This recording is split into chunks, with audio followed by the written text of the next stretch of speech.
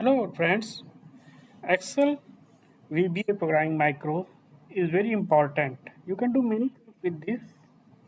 Like sometimes we need to extract numeric value from your text.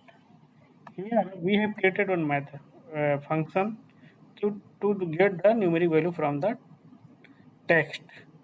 If you go to Visual Basic, here in this get numeric method we have created.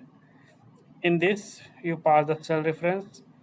Then by this formula you can get the numeric value from the your text.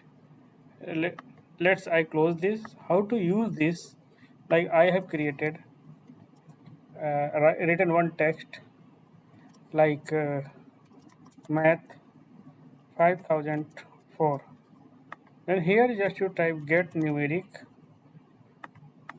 and take the text, press enter, and 5044 coming from the text. Anything you can type in cell, lot of things. Like if thousand of rows are there, you can get numeric value by this way.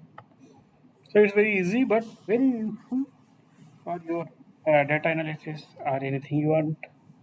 It's helpful. If you like this video, please don't forget to subscribe this channel. Thank you.